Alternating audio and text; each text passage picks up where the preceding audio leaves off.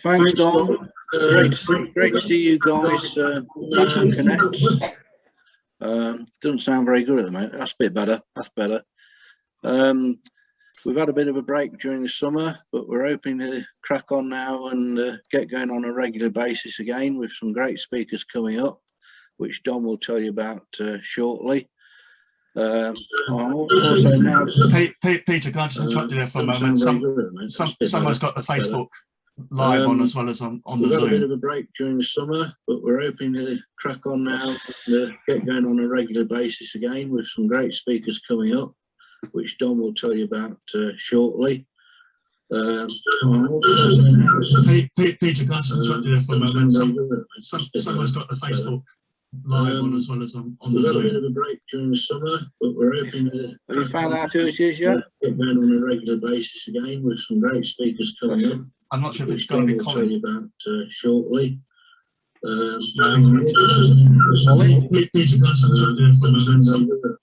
only ones highlighted is Peter and Don.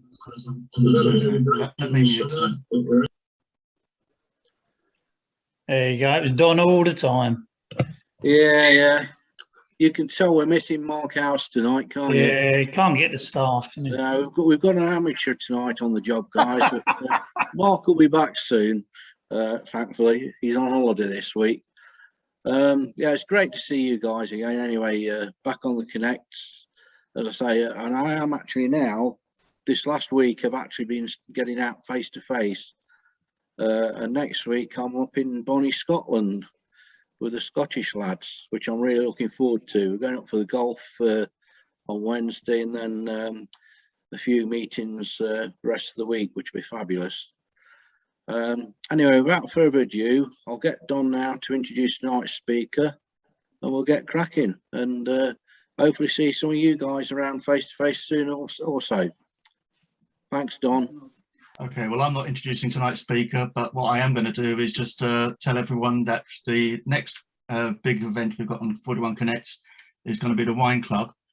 We've got our August Wine Club wine tasting, and that's going to be on Saturday, the 21st of August. We've got a full program of 41 Connects events starting up again. Let me just add spotlight to myself. Here we go. We've got 41 Club Connects events starting up again in September. And in the meantime, any events that you've missed, most of them are now on video, so you can actually look them up on the 41clubconnects.co.uk website. So if you've missed any events or just fancy seeing them again, by all means go and have a look at them there. And without further ado, we will move towards introducing tonight's speaker, and I'm going to hand over to Jim to do that. Over to you, Jim. Well, good evening, everybody, and welcome to Connects tonight. I have to admit up front that I am a Brentford fan, and so it gives me an enormous amount of pleasure to introduce to you tonight Cliff Crown. Cliff is chairman of Brentford Football Club, the latest team to be promoted to the EPL, and on Friday kicks off its programme against Arsenal at home. But there's a lot of things to think about when you're doing a football club. It's not just about the football itself. Cliff joined Brentford in July 2012. He took over from Greg Dyke, who was BBC. He was head of Director General of BBC. So my first question to you, Cliff, is how did you get the job? Good evening, everyone. So I'm a chartered accountant by profession, and many years ago I was in practice, and Matthew Benham's company, Smart Odds, was one of my clients. And then as the business grew in 2010, the then CEO asked me to finance director for the company. And halfway through that process, and I suddenly thought, what am I doing trying to find somebody for a job I'd quite like to do myself?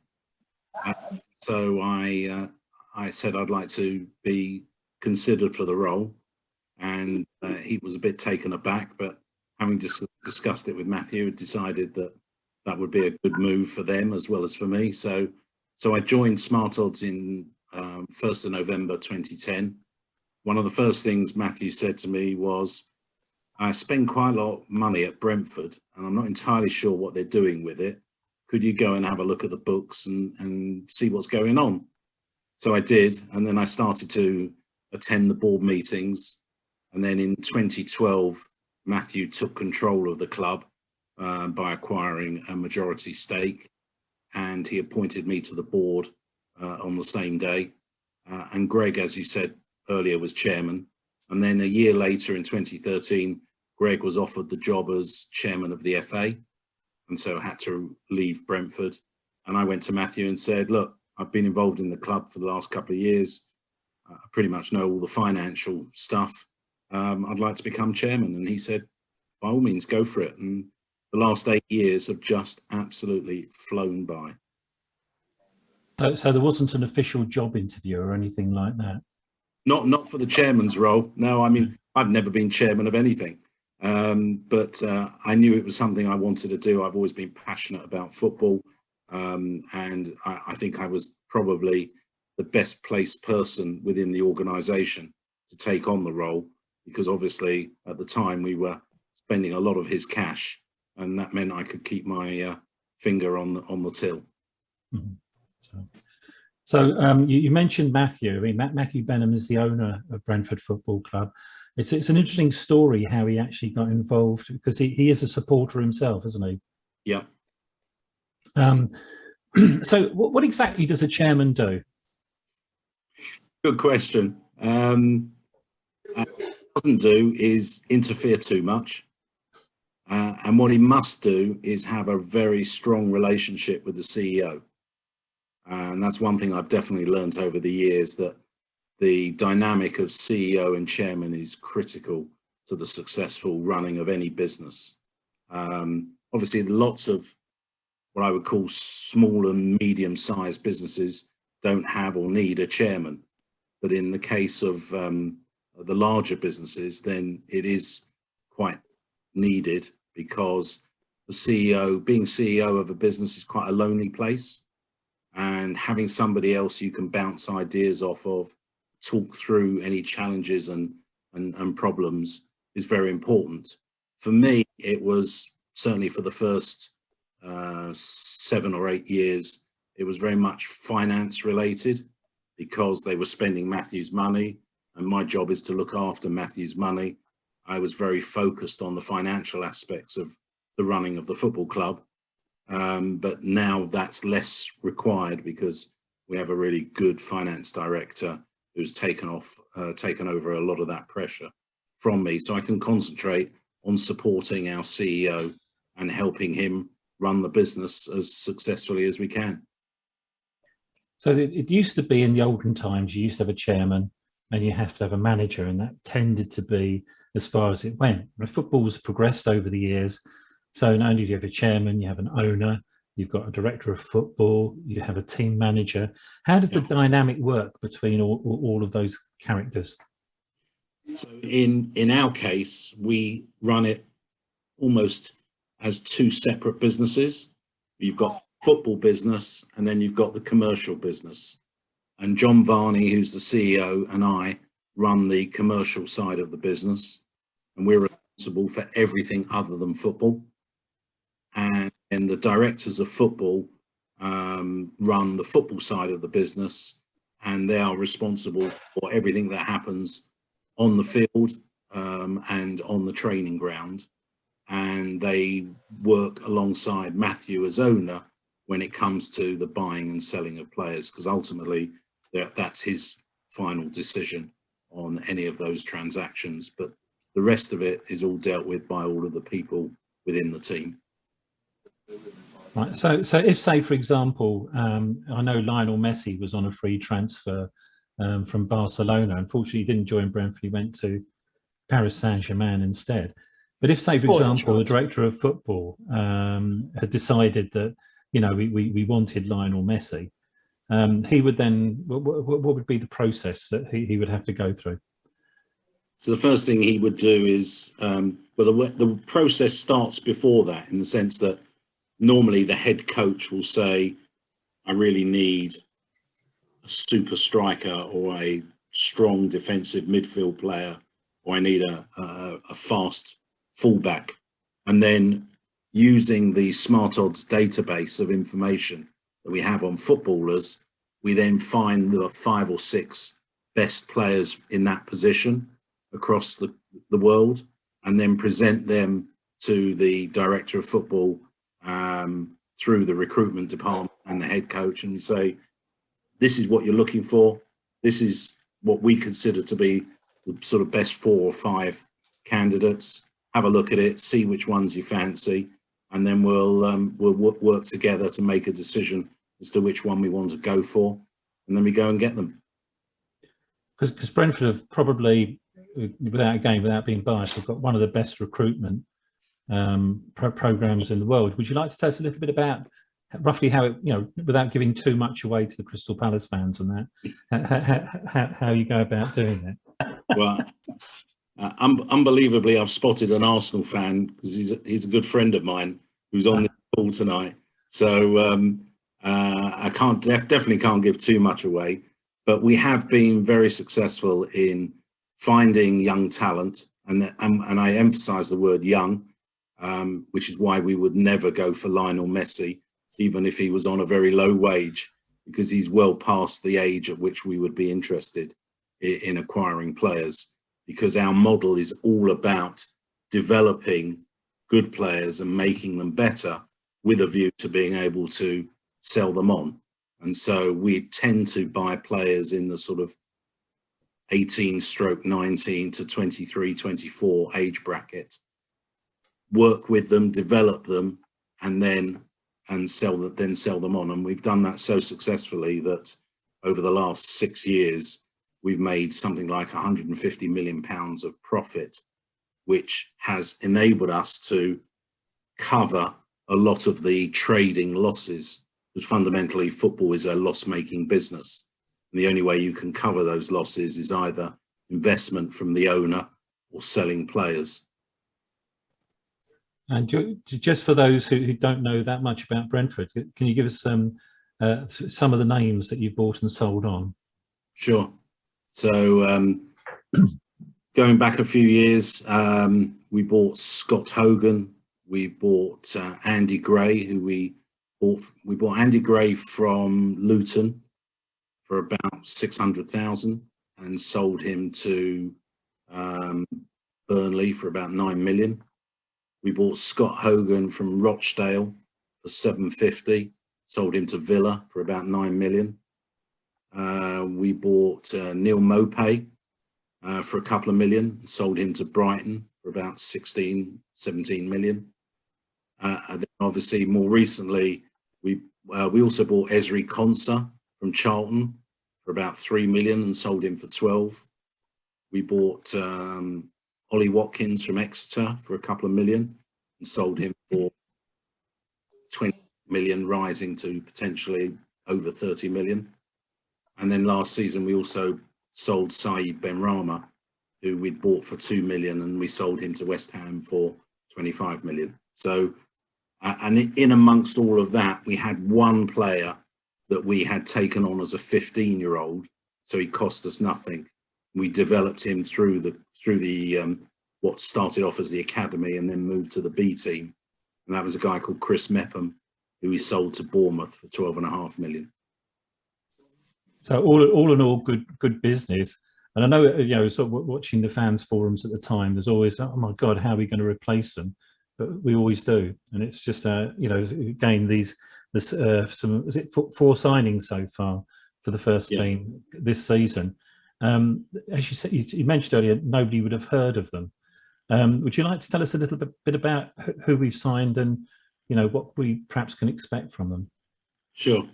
So I think that's one of the things about Brentford is that we don't buy tried and tested players. We don't buy players that most fans and certainly even most clubs will have heard of, because they're very often playing under the radar.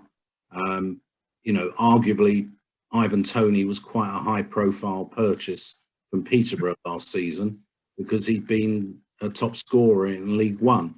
The difference between us and other clubs is we were prepared to take a risk on him because we actually felt that he could do a really good job for us.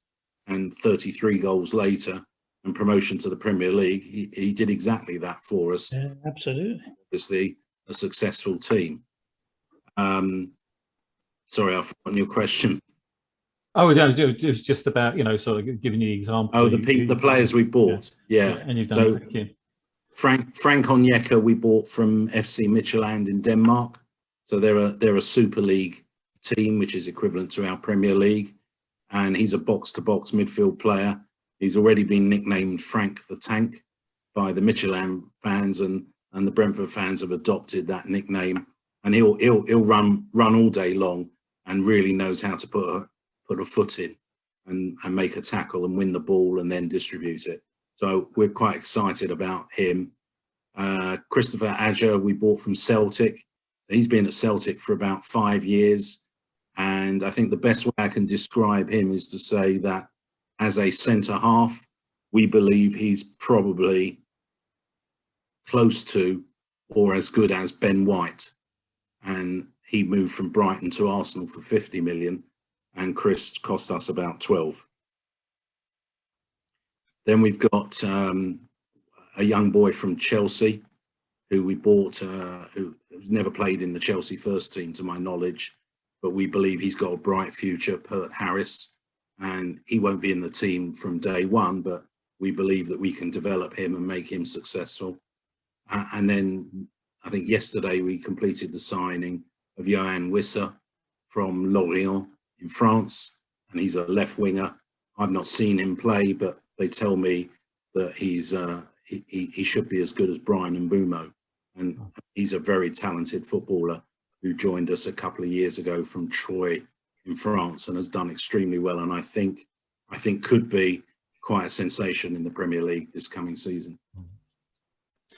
So in addition to you also mentioned, Joe, you do the commercial side.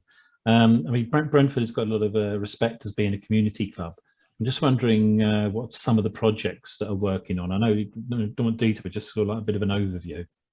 Yeah, the community trust was set up something like 33 years ago when we were a League Two club, and it's something that has grown and developed over the years to such an extent that when we were applying for planning permission for our new stadium, the work that the trust does in the local community by going into schools, running after school clubs, player football tournaments, groups for the elderly, groups for those who are obese, the infirm, disadvantaged children. There's so much that the trust does in the local community, and the work that they do was valued back in 2016 at £13.7 million per annum. So that's effectively saying what we in our trust do saves the local council 13.7 million each and every year because of what we are doing to support people in the community. And I imagine that number's considerably higher today than it was 5 years ago. Because I know that, you know, so there's the trust does amazing work. Matthew Benham is obviously sort of a very wealthy man, because not only does he own Brentford, but he owns FC Midtjylland, as you mentioned earlier. What crossover is there between the two clubs? Because Denmark, as you mentioned, is a Super League club, which is equivalent to BPL. They played in the European Champions League. I'm just wondering, is there any crossover between the two clubs? So I think the single biggest crossover is that the head of our recruitment department in London recruits for both clubs, and our whole department that are looking for recruits is looking for players that are required at both clubs. So we've got that sort of benefit of the economic benefit of sharing that cost between us. In terms of players, there hasn't been very much. I think the biggest success we have had to date was sending Emiliano Marcondes on loan to Midtjylland last season and season before, and he came back in January having played week in, week out in the Super League and regained his fitness after a bad injury. and then began to really do well for us, both just before COVID-19 struck, and then when we started playing again, first game back after COVID, back in June 2020, and he scored in a 2-0 win away to Fulham, which I see brings a smile to your face, Jim, Yeah. as any victory against Fulham does. So that was a big success for us, and he did really well for us. And now, of course, we've put out our first transaction where we've actually bought a player from Midtjylland, and we paid full market value for him, because obviously, even though Matthew owns both clubs, it would not be right that we did anything underhand. And so we've paid full market value for Frank. So I know that is it Kanjusti is also looking. Leeds put a bid in for him.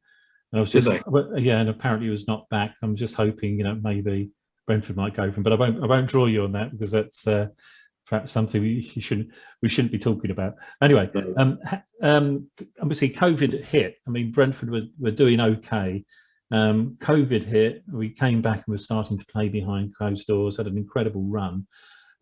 What were the impacts of COVID? For the players, the staff, everything when it hit, and all of a sudden, we had to shut down, and then we came back behind closed door games. Wow, that's a big question. Yeah. Brentford were affected largely the same as most other clubs. You could argue that it was less of a financial challenge for us because we have much lower wages than many other clubs, then in the Championship and obviously in the Premier League. And also we have much smaller income, commercial income, again, because we were at Griffin Park. It was a 12,000 capacity. You compare the loss of income of not playing games in front of, say, 12,000 fans to Spurs, who weren't playing in front of 60,000 fans week in, week out. That's a massive difference in terms of the loss. And then they've got their player wages to contend with as well. So although it was very challenging, it was something we all had to deal with.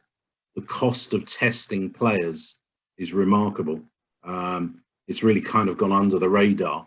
Nobody really talks about it, but it has cost millions of pounds and continues to cost significant sums of money to test all the players. And it's not just the players, it's the staff at the training ground. Effectively, I've been banned from the training ground because I don't need to be there, and we don't want to potentially spread COVID. So anyone who's not necessary is not allowed to go to the training ground. And so that's also been difficult. From a fan perspective, of course, playing without fans has been very, very tough. For the whole of last season, the noise from the fans, apart from the odd game, came from the directors, and we made as much noise as we could to support the players, both home and away. And I think they appreciated that, but it was only 10 or 12 of us, so it was pretty tricky.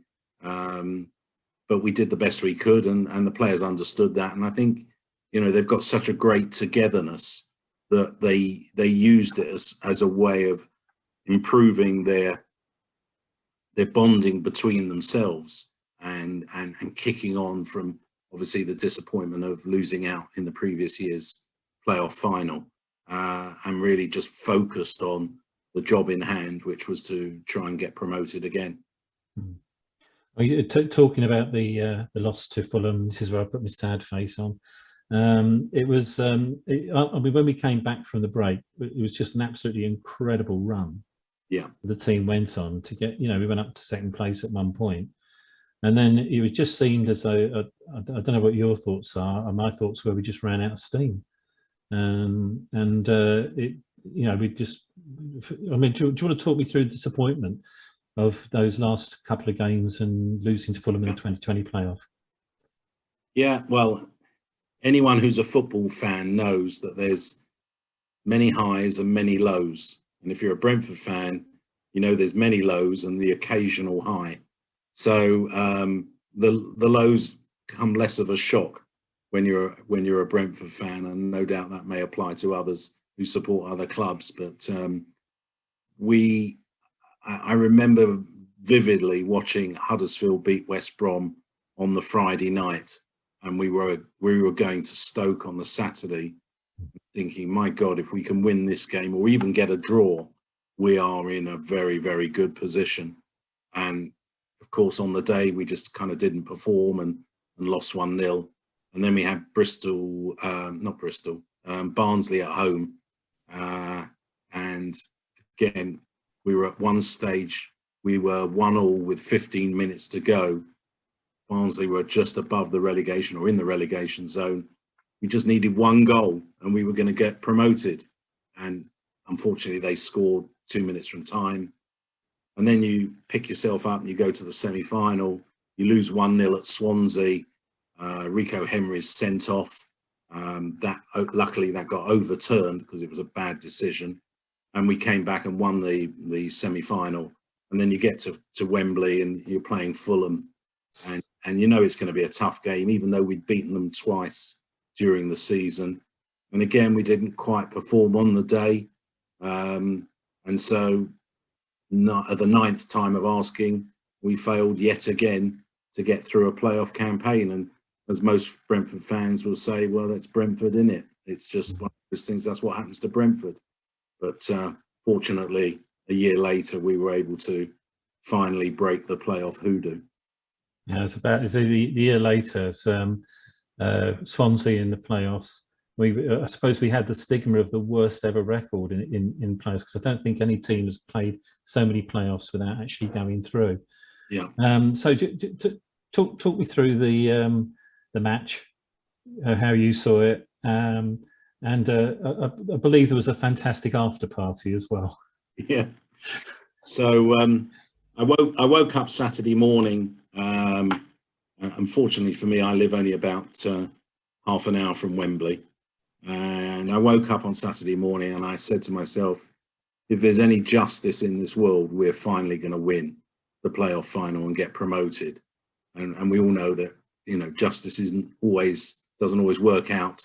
But I did feel very strongly that we were the better team, that we had the focus, the performance in the game that you mentioned at home to Bournemouth in the second leg was extraordinary, the way in which we played that day.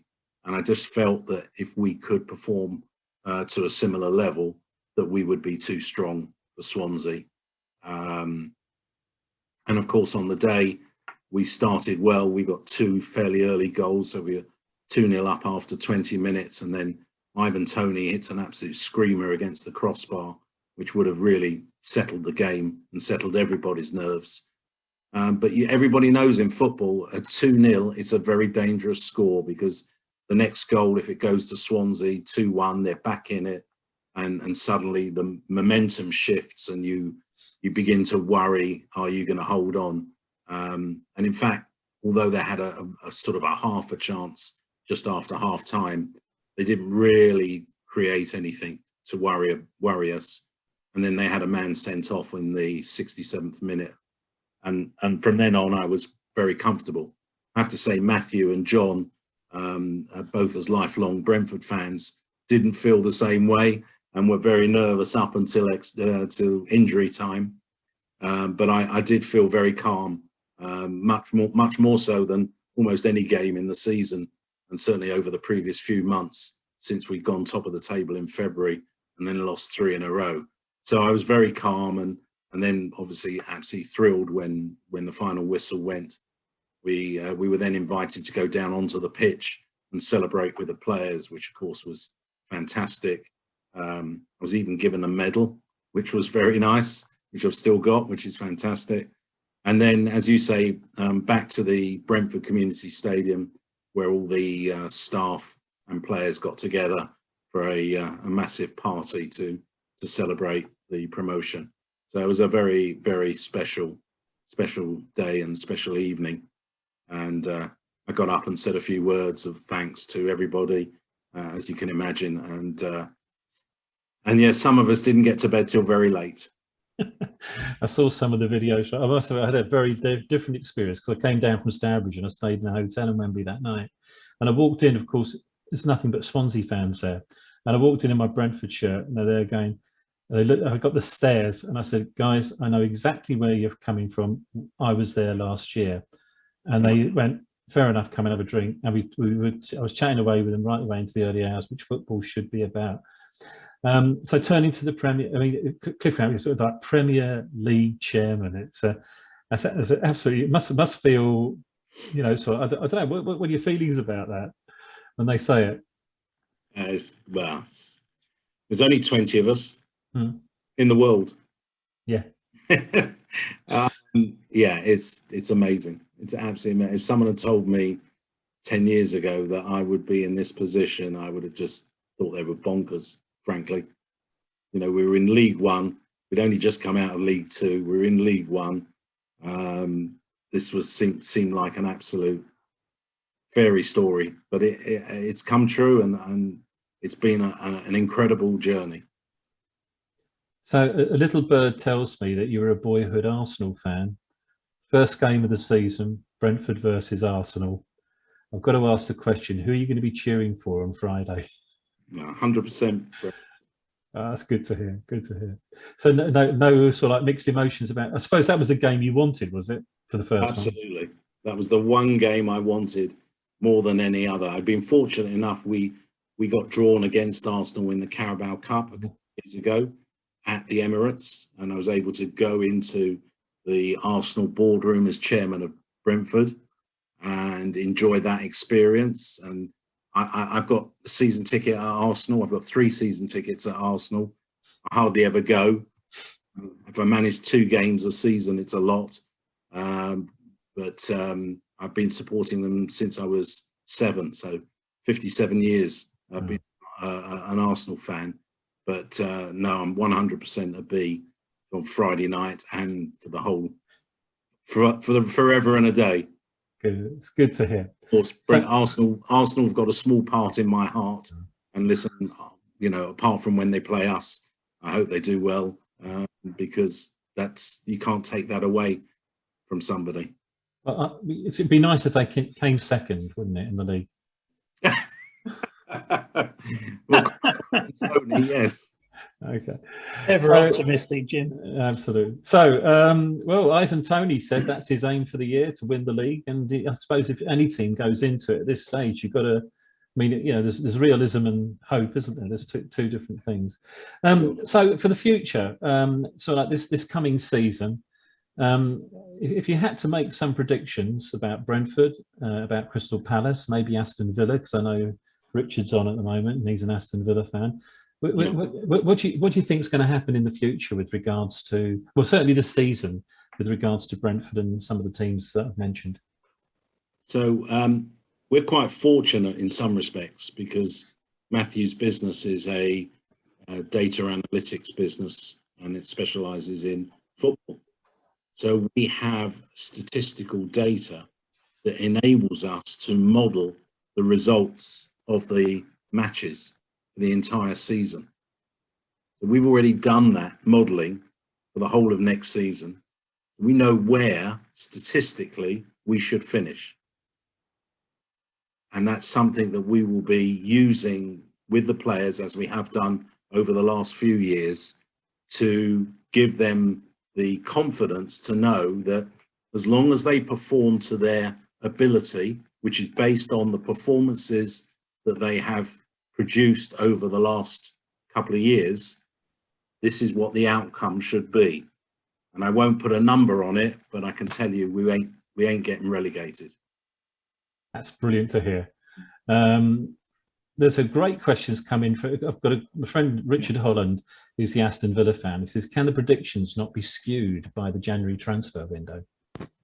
Well, they can be skewed by the current transfer window because obviously we brought in players who weren't playing for us in the last 2 years, and lots of other clubs are buying players who haven't been playing for them for the last 2 years. And clearly, if someone brings in a Lionel Messi, for example, you'd expect their data and stats to improve dramatically. So yes, they do skew them, but generally speaking, it doesn't have a massive impact, because unless you change all 11 players and then all 11 have got to gel immediately, which doesn't happen very often. And also when you bring players in from abroad, it normally takes them 6 months to maybe a year to acclimatise.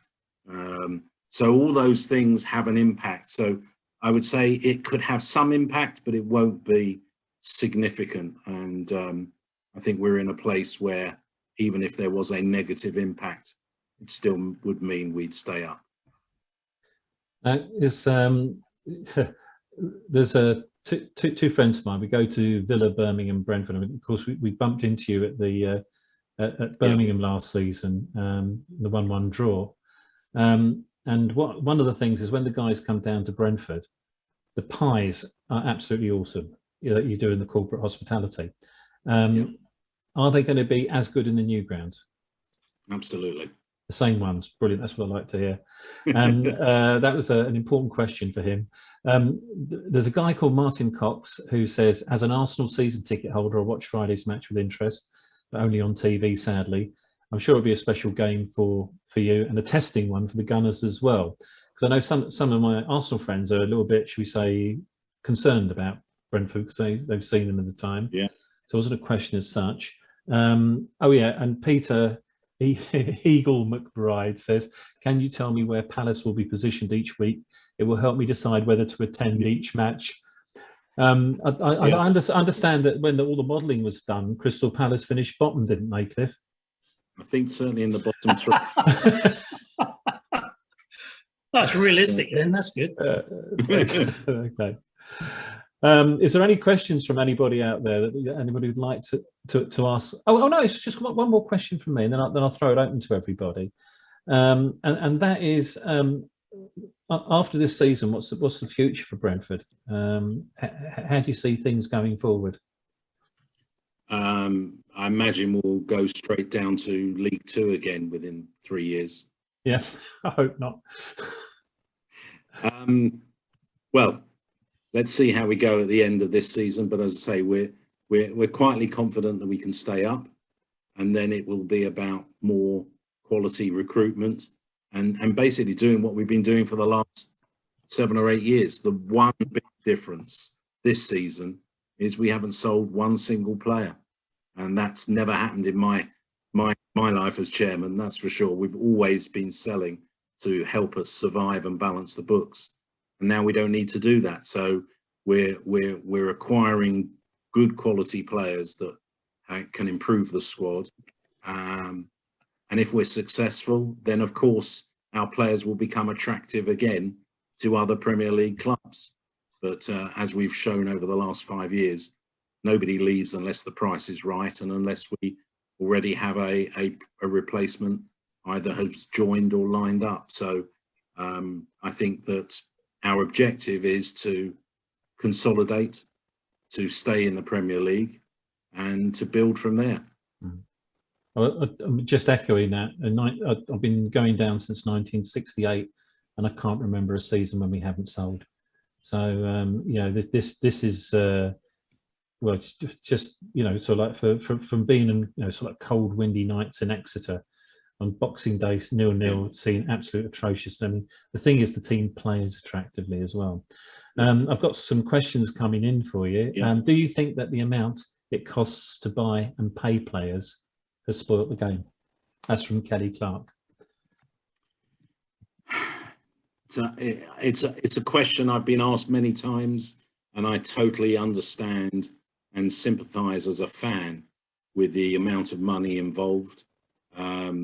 We're still very much at the bottom end of that range. We don't spend a huge amount of money on players, and we don't pay players anything like what many of our competitors pay. But in answer to your question as a fan, I would say yes, it's the numbers have got all out of hand. And I do know that financial fair play is very much top of the agenda at UEFA, at the Premier League, and at the EFL.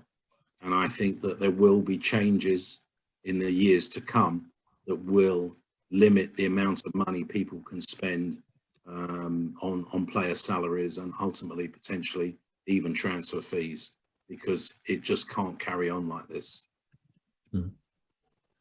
I think when you say, you know, sort of like somebody in their nearing their mid-30s, even though it is Lionel Messi on was it €1 million a week, it just makes you think, oh, you know, it's absolutely Game's incredible. gone.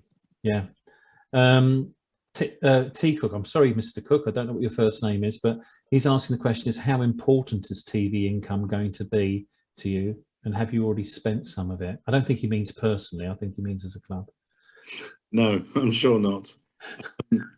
Well, for those of you who don't know, and not many people do seem to know this important information, in the Championship, every club gets the same amount of TV money, and that is roughly £7.5 million a year. In the Premier League, in your first season, if you finish bottom, you are guaranteed just under 100 million. So the gap in income between the two is astronomical, which is why so many Championship clubs are desperate to get into the Premier League, because it is life-changing in terms of the amount of money. And I'm sure everybody knows that the playoff final is deemed the most valuable game in football in the world. And it truly is, because you get parachute payments if you do get relegated. And yes, we have spent some of it because we bought 4 players already. But we have to be able to compete, we have to buy additional players. So I've got to ask the question, I know you probably won't answer it. Is there any more players on the way? As far as I'm aware, there might be 1 or 2. Oh, right, okay. We'll watch all the Sky Sports gossips and try and work out how that is.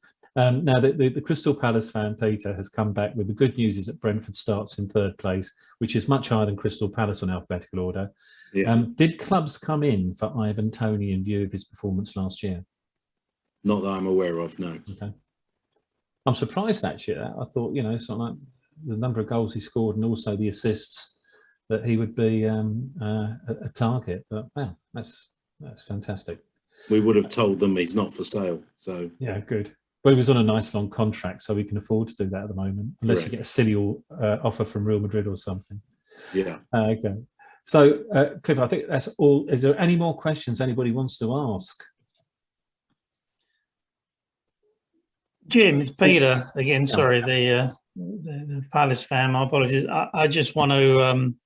I think I said in the preamble, congratulations on getting to the Premier League after so long. Was it 70 something years? I can't remember how. A long time anyway since 74. 74, yeah. And I still talk about and I think it's the weight of supporters' hopes and dreams on your shoulders, I suppose. I still talk to my grandson, who is a mad Palace fan, thanks to me. I still tell him the day in '69 when we first got to the 1st division, and we were fortunate to have, like you, have a big star team and the opening home team. We played Man United on the first ever game, and it had Best and Law and Charlton, and it will be the same for the Brentford fans looking at the Arsenal greats and that. And it's just a fantastic achievement. And I would just say, I know you're going to enjoy every match. You probably won't enjoy it as much as supporters because you're responsible for it. But I mean, I was going to ask you, who do you support? But you've now told us who you support, so you'll have split personality. But I just want to give you a fantastic congratulations. And I just know how fantastic Brentford fans are feeling at this moment, looking forward to the season after so much heartache. Thank you. Thank you very much. Absolutely. Martin Cox is there a particular team you will play this year in the Premier League where you would quietly expect to lose, or can't you admit that? It's Crystal Palace, obviously. I think we all know that Manchester City are probably the toughest team to play against with the quality of players that they've got. But we're capable. We beat 4 Premier League teams last season on the way to the semi-final of the Carabao Cup. And although we lost 2-0 at Spurs, we were far from disgraced and actually could have gone 1-1 had VAR not intervened and stopped an Ivan Toney equaliser. So I think that we will give it, most teams, a pretty good go. And yeah, I think Man City is probably the one game where, away from home, where we may find it tricky, but we won't stop trying to continue to play the way we play. We're not going to change our philosophy. We're not going to change the way we play football. And nobody will come off the pitch thinking they haven't been given a really good game by Brentford. I think most teams will struggle at Man City this season. Yeah. They're looking absolutely phenomenal. But you know, you always get surprises, don't you? Can I mention something, please? Yep. You haven't said anything about the new stadium. You know, when the stadium was designed, it was before you were in the Premiership. You must have had foresight to do that, because I understand that the standard of the size and the quality of the stand must be much better in the Premiership than previously. And I'd just like to ask you if you're happy with the result so far of the new stand. Stadium. Yeah. So when I first got involved with the stadium development was back in 2011, and I was one of 3 people that was tasked with the project of acquiring the land. And actually we acquired the land where the new stadium currently is, on the same day that Matthew took control of the club. And we did that obviously on purpose, because he was funding the land, and I'd advised him not to complete on the purchase of the land unless he had control of the club. So that all happened on the same day. And then the first set of plans we put in, which were approved by the council, was a stadium that was designed for the Championship, because we were in League One at the time. And we thought, well, we hope we'll get into the Championship, so we'll design a stadium that is suitable for a Championship team. Eventually, by the time we found a developer in 2016 who was able to fund the building of the stadium, we sat back and re-looked at the whole picture, by which time we'd been in the Championship a couple of years, and realised that actually we could make the building of the stadium more efficient. We could reduce the cost and reduce the size, and still give us a fantastic stadium, but also at the same time look to make it Premier League ready. And so that's what we did. And so when we started building the stadium in 2018, we were already beginning to focus on trying to get into the Premier League. And so the stadium then was built to Premier League requirements. And the best way I can explain it is by comparing us to Brighton and to Sheffield United. So when Brighton were promoted to the Premier League in, I think, 2016, they had only 5 years previously moved to a brand new purpose-built 30,000 seater stadium at the Amex. And had to spend £5 million to turn their stadium into a Premier League stadium. When Sheffield United got promoted a couple of years ago, they were obviously a very old established club with a fairly old stadium, and they had to spend, I'm told, £8 million to make it Premier League compliant. With us, we've ended up having to spend about £250,000 on cabling to make it Premier League compliant. That's fantastic. So I have a reason to ask this, because my son was the chief man of Arups, the engineers that built it, and I'm just hoping that you're going to say you're happy with it. is that Ed? Yes. Ah, okay. I met Ed on Saturday. Oh, I didn't know that. Yeah, we were. They did a great job. Good, thank you. I've got another question from T. Cook, and that is, how will you manage the conflict between your needs and that of London Irish, who are ground sharing with you? Yeah, so first and foremost, we own the stadium, and London Irish have got a match day license to use the stadium for their home games. So there's no conflict. We have primacy of fixtures in every single case. And if there is anyone who has to make any change, then it has to be London Irish. So from that point of view, there is no conflict whatsoever. Martin Cox also asked a score prediction for Friday's match. Very good question. I think Brentford are going to win 2-1. I'd take that. I'm sure you would. Cliff, I think that's all the questions. But can I just say thank you? It's been a real pleasure chatting to you tonight. Some of the insights I think have been quite amazing. We're now going to pass over to the one and only Roger Spenceley, who does the most amazing, not going to build him up too much, but he does the most amazing votes of thanks. So, Roger, are you ready? As I'll ever be, Jim, yeah. What is it like to be set up once again by Jim Conway to fail? Cliff, congratulations on what was a very interesting talk. I was initially quite concerned, not only because you'd been introduced by Jim, which is never a good recommendation, but I thought, what's a chartered accountant doing working for a sports gambler, living off immoral earnings? How's this going to work out?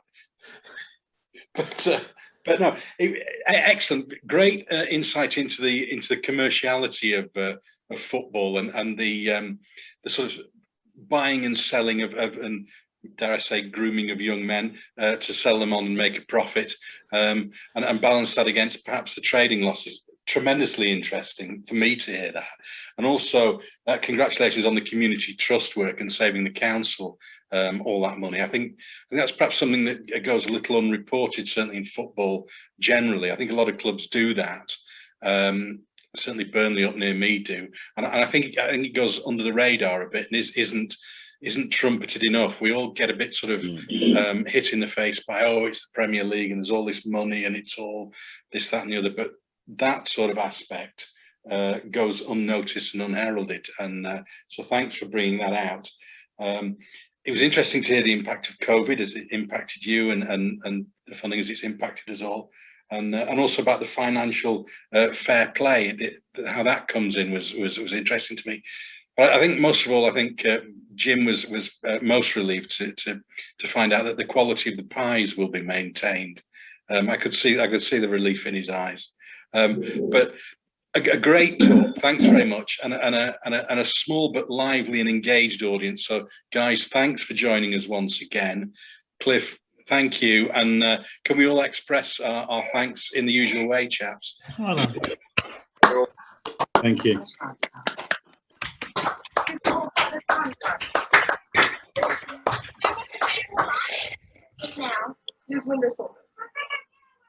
It's been a pleasure. Yeah. Nothing personal, Cliff. I hope you enjoy your first match more than your second. If you do this again, Cliff, you won't have to share the billing with Peter McBride. We've learnt our lesson. We'll mute him. Yeah. And if he has to split your fee, don't let him. Good luck, Cliff. Well done, Brent. Thank you.